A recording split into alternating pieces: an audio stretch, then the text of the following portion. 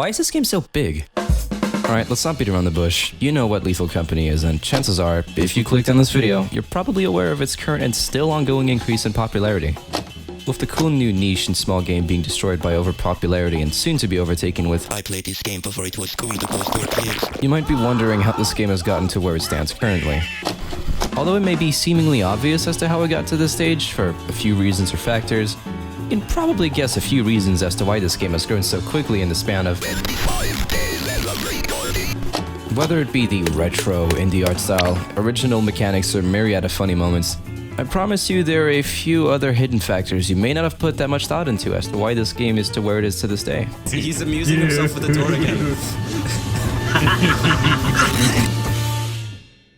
So, why is this game so popular?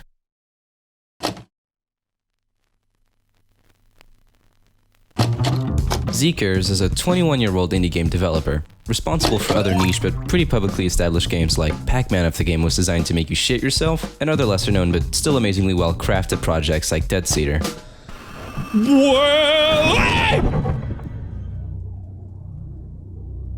Whoa, in the fucking head. What Zeekers is very clearly skilled at in his video games is creating an identifiable sense of charm and silliness, while still utilizing powerfully simple artistic techniques to make the feces exit your body faster than an ejector seat. A good example of this is the aforementioned It Steals, basically a horror spin on Pac-Man where one of the main monsters runs away from you. Instead of having the usual indie schlock of having a high school doodle reject chase you with a loud jump scare as your punishment, witnessing even a mere blur of the monster is scary enough due to its terrifying speed. Oh my god, not here! It's a wonderful mix of the unknown and the intimidating. Almost as scary as a speeding ticket this monster would likely get for existing on a Massachusetts highway for even a minute. It's incredibly fast, borderline unrecognizable, and definitely lets its presence be known with footsteps so loud your skeleton jumps out your asshole faster than you can see the monster.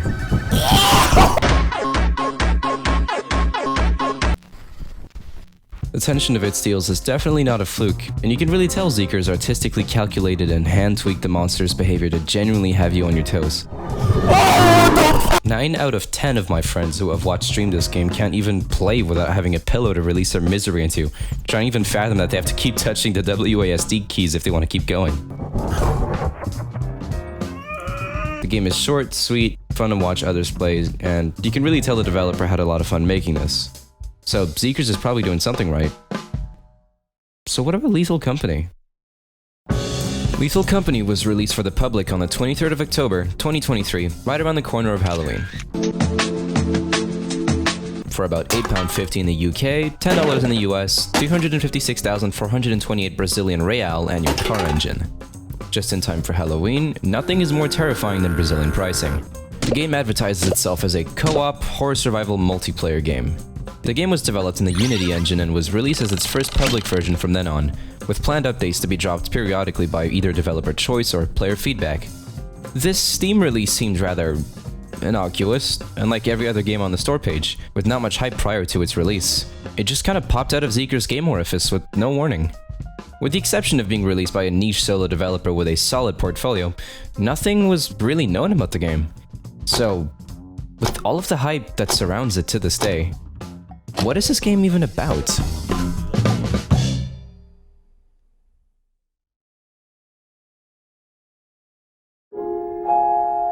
Resources are becoming scarce. Sanity is dwindling.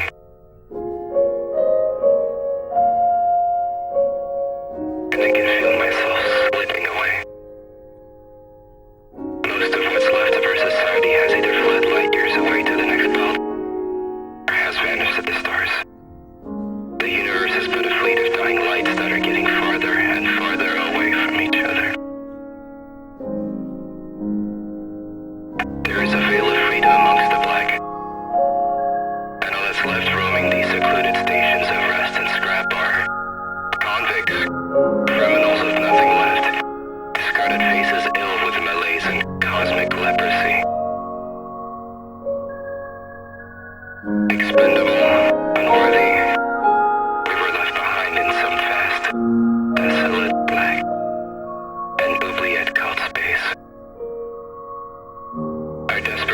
is manipulated by the company.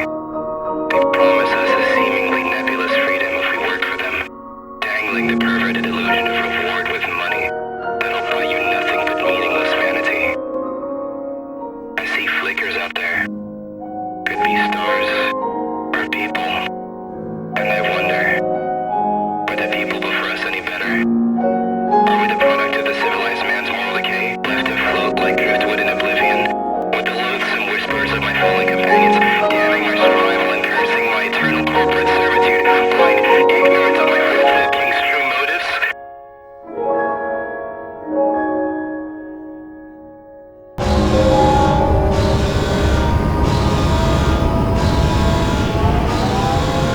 Yeah, when I said what is the game about, I meant like the gameplay. Oh. Are you fucking serious? Okay, this is the 5th time I'm recording this! Wait, hold on, can you guys give me a sec? I don't have a drum set model.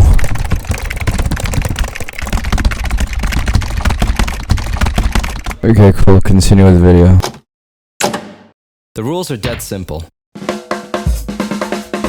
You're an ambiguous intern devoid of motive, working for the company. Your goal is to explore abandoned moons to retrieve scrap from randomly generated buildings.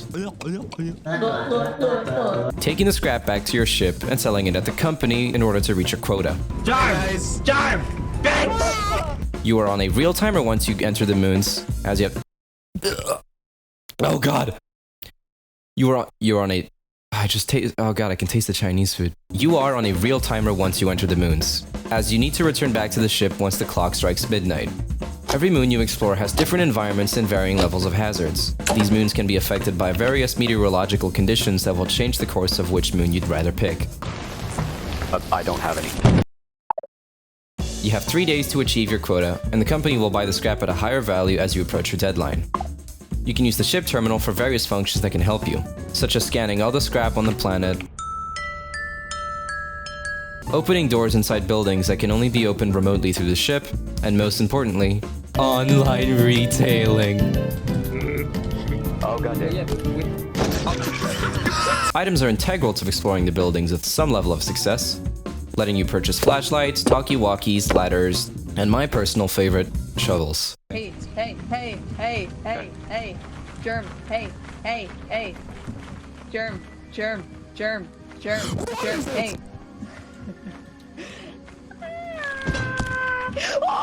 Am I still recording? Oh, thank.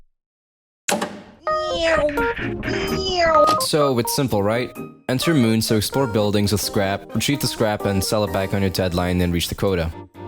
Well, I failed to mention there are also creatures. But that's a whole different can of horses to lie in. The game has a lot of smart little things it does to vary up the gameplay, since having a gameplay loop so simple and short, but so effectively fun, Lethal Copany adds a bunch of tiny modifiers that will make each run different from each other in subtle ways. Whether or not the planet is eclipsed, flooded, foggy, and other stuff like that, you're not guaranteed to come out alive or really go and all look perfectly according to plan. 100%, 110% while browsing the internet, you have seen clips of this game. Scrolling through Twitter or through TikTok or whatever Punjabi IP grabber website of your choice, you have seen a clip of this game, and you have thought to yourself, wow, this game looks fun, I wish I had friends. If you are the average newcomer to Lethal Copany who's come from the clips, you were most likely attracted by one primary appeal that this game seems to rake in thousands of new players with, despite not being part of the gameplay that much. You think you know? Comment the answer down below! It's the proximity chat, it's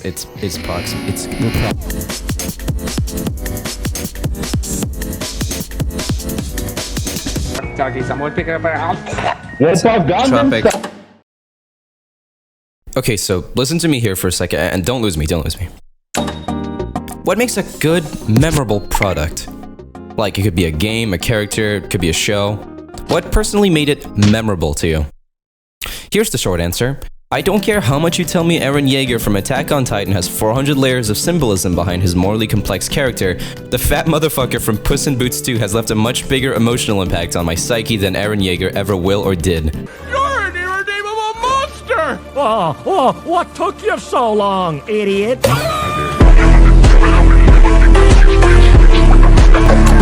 From my personal experience, I've always found something funny to be more memorable than something cool. Cool is good, but funny is always closer to the heart. Now, let me ask this. If you're playing a co-op game, what's gonna be most of your experience? Yeah, I'm cracked. Shut the fuck up. You're. You'll never get me. I'm a little incommando. You'll never get me. Co-op games are less games than they are a foundation for you and your friends to act like children in. It's fun, it's entertaining to be with your friends, and it'll most definitely get on your nerves. You have to ask me because I'm the Pokemon guy. Okay. Now, knowing that you and your friends are probably going to be behaving like lobotomites no matter what game you're playing, what do you think happens when you put yourself in a horror environment? Landmine. Jerm, can you step on that? Landmine. Okay. I think you get where I'm coming from. Citizens aren't supposed to have guns. Admins aren't supposed to suck dicks. Proximity chat is this game's golden goose. Is that a thing people say? Proximity chat is when a player's microphone input is diegetically simulated within the game's space, with the simulated space aspect usually making it so that the player audio input is tangibly existing within the game world, getting quieter as you get farther away, muffled when behind walls, and if the developer is a super chad, the voices will echo and reverberate accordingly to the spaces that they're in. I personally believe that proximity chat is one of gaming's most untapped goldmines for funny interactions in social multiplayer settings, and having your game set in a tense horror survival environment only makes it act as a catalyst for guaranteed banter and funny moments. Break it down, it's gonna break down. Brian? Going as far back as the Halo franchise or any Source game, proximity chat was always kind of seen as a weird and unconventional medium of communication in games. But in the context of Lethal Copany, not only do you have to be on your toes and think critically about how to make the best of your situation with how little you have, limiting the communication to be spatially conscious of the game's environment not only makes player-to-player chat integral to the survival and effective coordination, but effectively punishes players who go off on their own.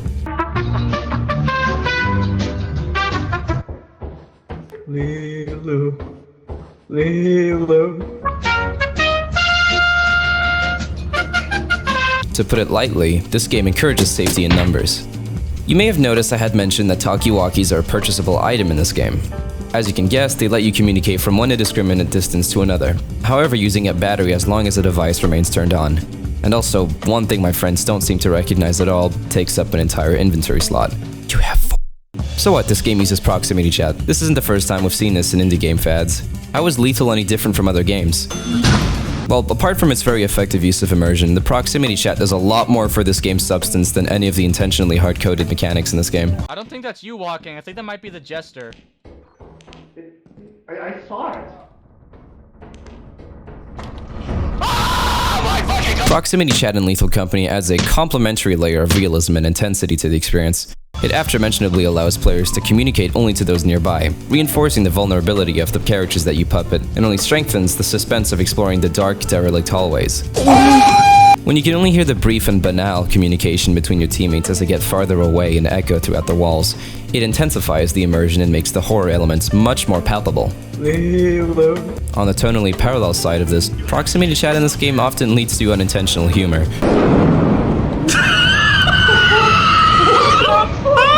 Players might joke around, frantically panic, and shout like maniacs in dangerous situations, giving massive leeway to the developer's calculated scares, providing entertainment for both the player and the others.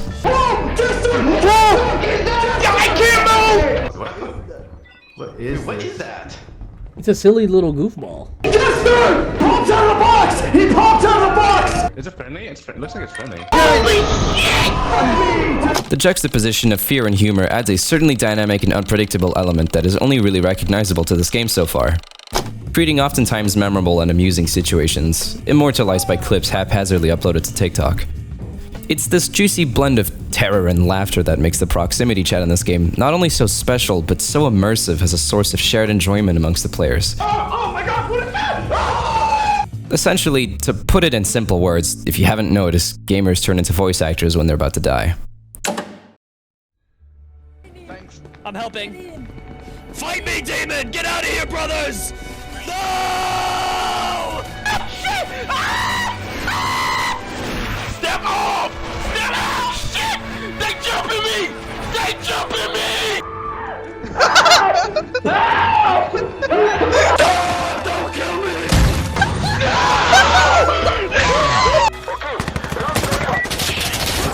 Was that a grenade? Lads, they're coming!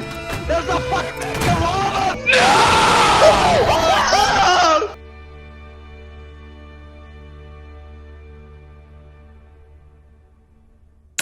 With that out of the way, let's talk about this game's gameplay.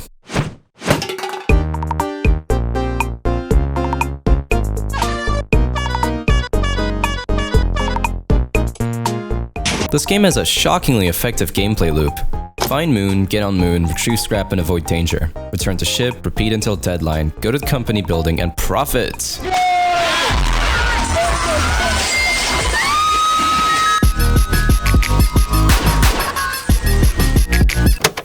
Despite its deceivingly straightforward loop, it's the separative elements that are later introduced in the game that spice up each experience you have every run.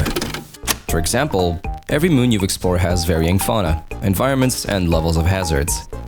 For example, moons farther classified down the list on the terminal become more dangerous as you descend down the list.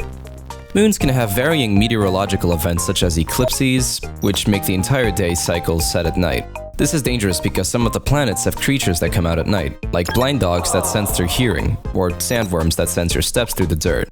Either way, you want to avoid those. Some moons can be flooded, which means that exploring buildings will be more difficult as some areas will be flooded with water. Some moons can be foggy, which will limit the player's vision inside and outside. You get the gist. As players explore the abandoned moons, they must work as a team to strategize, plan, and execute missions effectively. Each member contributes to the success of the group, fostering teamwork and reliance on each other's skills. This shared responsibility strengthens the camaraderie amongst players. The other things that can affect your run are the separative elements you can find within the buildings, such as landmines that only alert their presence through a sound cue that briefly plays every few seconds. There can be automated turrets that'll shoot players on sight, which can be disabled through the ship's terminal if a player chooses to remain within the ship and act as a mission control agent.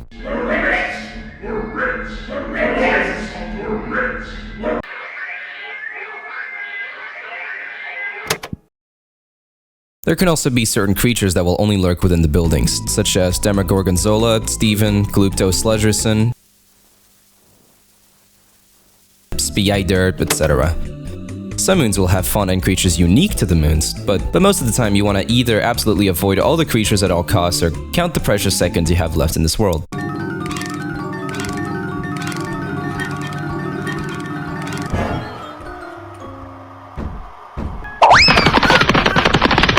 Finding loot inside of the buildings is also no easy task. All the loot is randomized to be within a vague pool of value that gets distributed in rooms that are probably coded to have a higher chance of harboring loot. You can find objects ranging from cog, engine, cool cookie plate, jailbroken iPhone,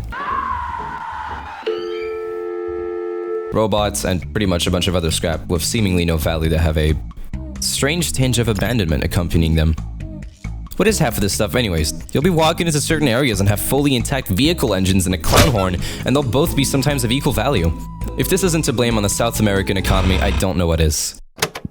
When you're done exploring these buildings and retrieving your scrap back to the ship, you may have noticed that I mentioned that the company building will be buying scrap at increasing values as the date approaches the deadline. In this case, the word deadline is rather literal since the company seems to be cutting straight to the chase about your inadequate work. Fuck your work deadline. If you make it, you make it. If you don't make it, you don't make it. They call it a deadline, but nobody actually fucking dies. But what I find interesting about the value system is that the game seems to be rewarding players for straight up risk. And that only proves further to me that this game was created with the intent of garnering as many psychopaths into the player base as possible, completely and unashamedly encouraging you to shove every single one of your eggs into one singular basket, taking the basket and shipping it off to your incomprehensible and mysterious corporate overlords for your sad little salary that you'll use to buy 2 toilets to cry into and a flashlight.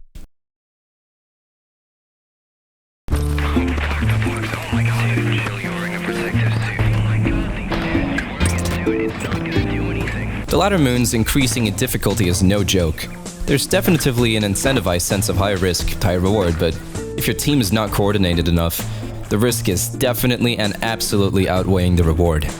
Lethal Copany's procedural generation of environments, varying creature encounters, and dynamic weather conditions introduce a great and wonderful unpredictability. The need to adapt to unforeseen challenges encourages players to act strategically, or at least attempt. Oh,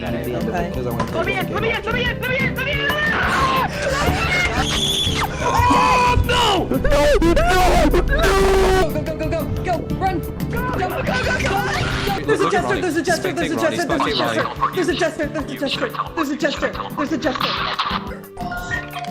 Hey, baby girl. Oh, nothing's in here.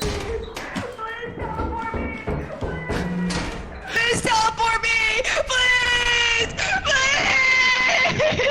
Yeah, I hope Kenny's alright. This game's overall use of regenerative design encourages variation and guides players into various wacky situations, walking among these deadly moons searching for scrap in infinitely procedural environments of varying levels of danger and suspense. Probably having the scariest but goofiest interactions, turning this game into an absolute clip machine, whether intentional or not. Beyond the in-game experience, the Lethal Copany community has grown very large due to how highly accessible the game is. There is no high skill ceiling required for this game towards the start, and that's what makes this game a very easy entry sort of game, which absolutely contributed to its rapidly multiplying player base. Reddit, Twitter, Twitch, and YouTube become spaces for players and content creators to share their side of the experience, which really emphasizes how this game's basic foundation truly nourishes itself off of variation. Every player is given the same goal, and yet their journey to the quota is always so wildly different. This game has instantaneously garnered a highly active and engaged community that generally enhances the overall image and enjoyment of the game by providing a platform for players to connect outside of the game itself. The game's design, especially the aforementioned proximity chat system, has made it virally spread among content creators. Streaming and video content featuring Lethal Copany often showcases the entertaining and collaborative aspects of the game. This, in turn, attracts more players to join the community, feeding more videos and clips of the game, showcasing more of the collaborative and social aspects, creating a loop that I could argue is very foundation of this game's success. Check that out. Check that out.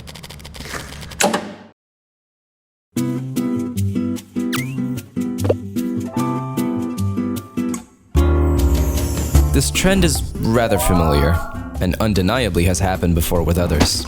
This sort of entry through exposure loop is something we've previously observed in rapidly popular indie game fads.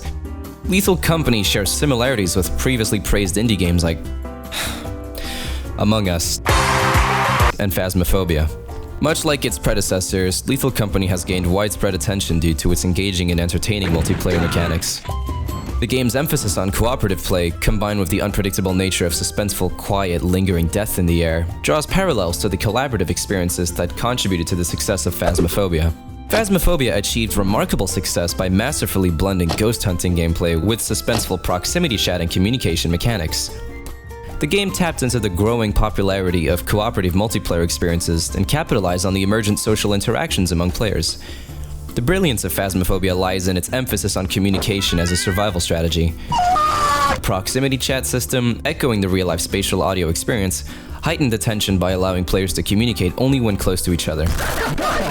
This forced collaboration became crucial for avoiding the various dangers posed by the supernatural entities in the game, something that Lethal Copany reverberates in its gameplay body. What the fuck?! I'm dead! I'm dead! Both Lethal and Phasmophobia's success also stems from its recognition of the entertainment value inherent in cooperative fear. Watching players navigate through haunted and lethal environments, sharing banter, and reacting to sudden scares became easily popular form of content on streaming platforms. We've already known that horror games is the most dominant content vehicle for churning entertaining reactions from all the way back in 2012. Firestar doesn't like waffles. Firestar doesn't like waffles? The horror fad has not died since then, and honestly, I respect that. Among Us achieved extraordinary success by ingeniously incorporating social deduction elements into its core gameplay. The game captivated players with the intrigue of finding the imposter within the friend group, a concept that resonated deeply with the gaming community. Balance between completing tasks and identifying the imposter added layers of strategy and suspense to each match.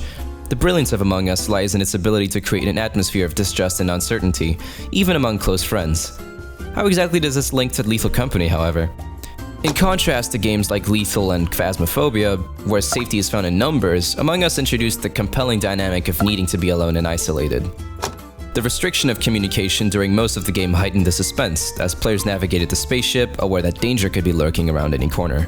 The isolated moments added a psychological thrill.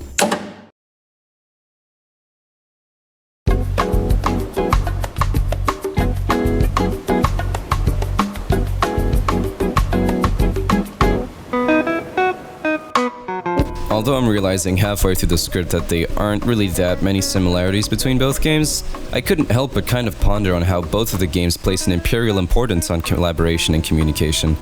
With both Lethal and Among Us being complete opposites from each other, regardless of their differences, both are incredibly popular independent games that taught the importance of communication. Showing us in both the light of isolation through Among Us and teamwork in Lethal Copany. Both clearly exemplified the weight of words in the face of danger. Lethal Copany seamlessly inherits the engaging social dynamics pioneered by either games, blending elements of cooperative survival and strategic communication. Like Phasmo, Lethal Copany employs proximity chat to foster real-time communication amongst players. Simultaneously, from Among Us, Lethal Copany introduces elements of isolation and vulnerability, and they also both happen in space. The game's success hinges on its ability to weave together the collaborative fear seen in both Phasmo and the intricate weight of the Survivor's Guild in Among Us, stitching together a uniquely thrilling multiplayer experience that resonates with players seeking both suspenseful horror and strategic intrigue. Fuck it, God, I can't pronounce anything. I hate English. The game's appeal to content creators and streaming platforms especially further echoes the communal and entertaining aspects that propelled most survival multiplayer games in the internet to stardom, solidifying Lethal Copany as a notable contender in the realm of rapidly popular indie games. The game's spontaneous popularity as well as its genuine care in the craft will absolutely cement this game as another pillar in charming and memorable indie games.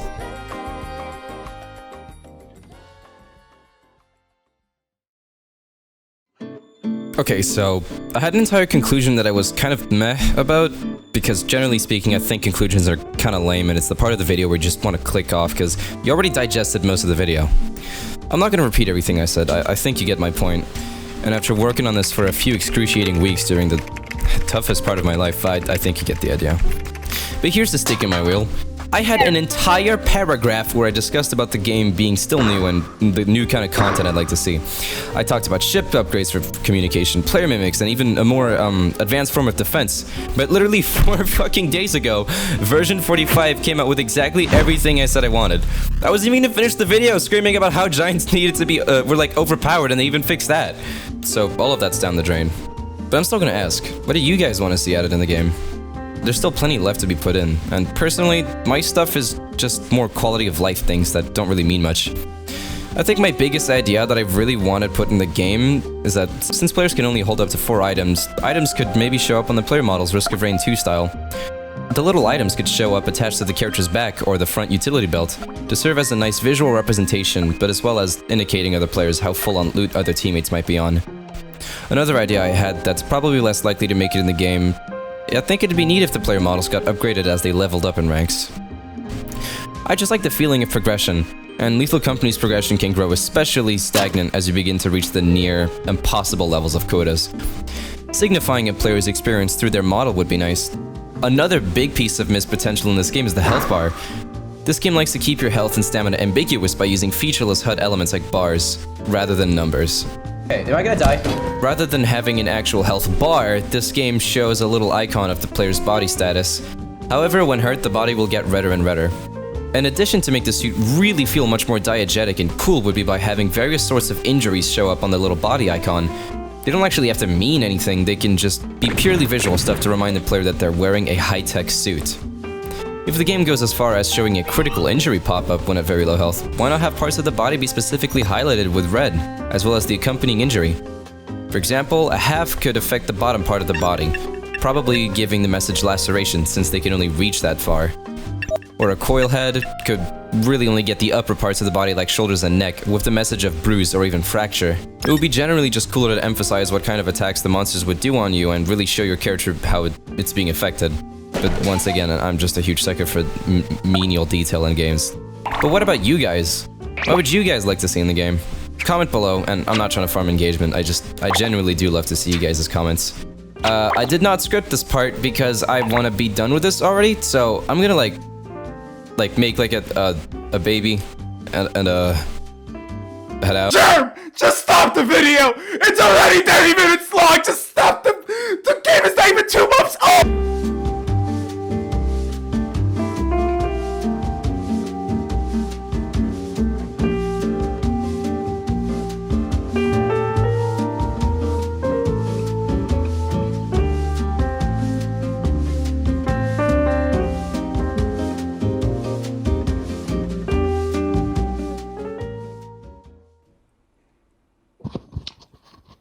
Bro, do I look like the kind of person that wants to sit down, watch a 30-minute video? You think I'm white?